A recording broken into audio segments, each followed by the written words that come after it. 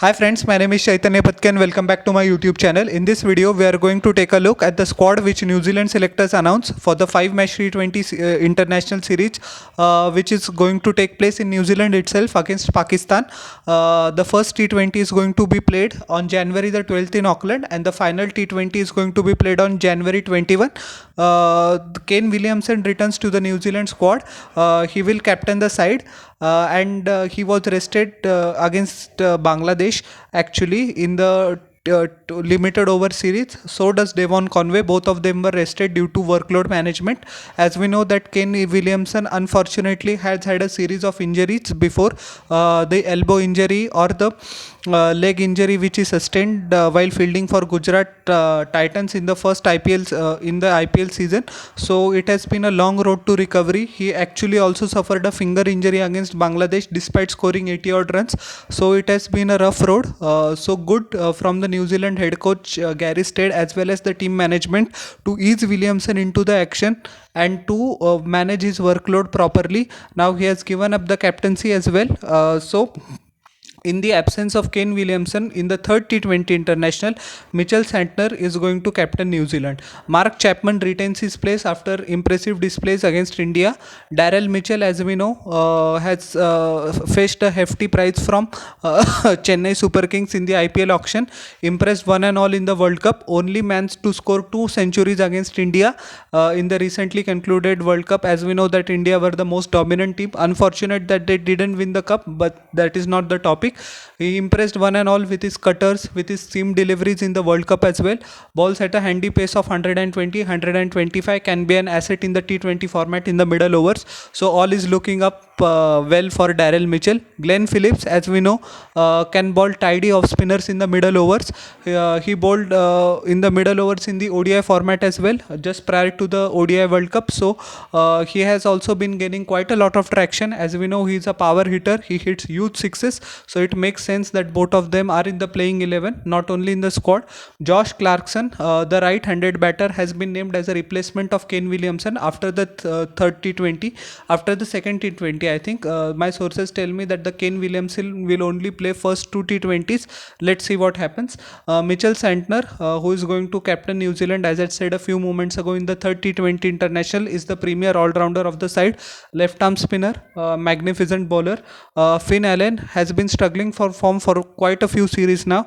This could be one of his last chances, as we know that the New Zealand Cricket Board and the head coach Gary Stead and the team management with the selectors have invested heavily in Finn Allen.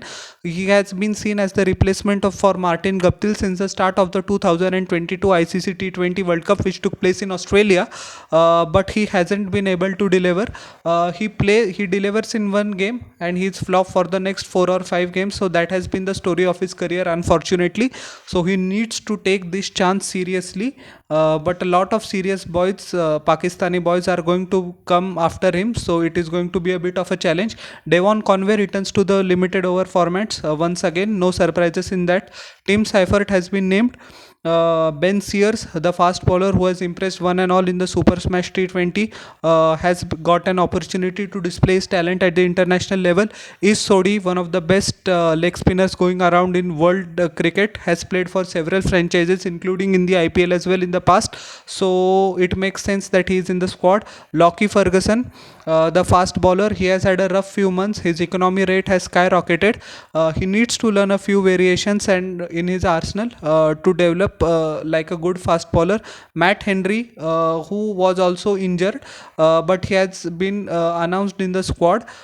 He will first ply his trade for Canterbury Kings in the Super Smash to prove his fitness, and then his selection will be assessed on his performance. And Team Saudi, the evergreen Team Saudi, retains his place in the squad. No surprises in that as well. RACHIN Ravindra, who impressed one and all in the ICC ODI World Cup, which took place just 2 months ago, has been rested for this squad. Gary Stead says that he has been in the squad since the start of the England series in August. So to manage his workload, he has been given much needed rest. RACHIN Ravindra is in consideration for selection in February when Australia visits New Zealand for the T20 international series. Kyle Jamieson has not been selected because the tall, lanky fast bowler is still rehabilitating from his hamstring injury.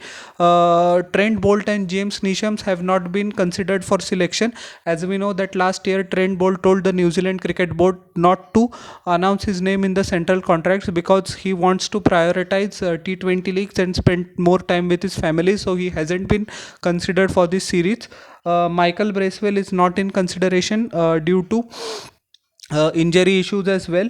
Quite a lot of clarity given by Gary Stead, and it is going to be an enticing series, a mouth-watering series, as we know that Pakistan's favorite format currently is the T20 format, and New Zealand will also play at home, so it is going to be a blockbuster of a series. So how did you like my analysis of this squad?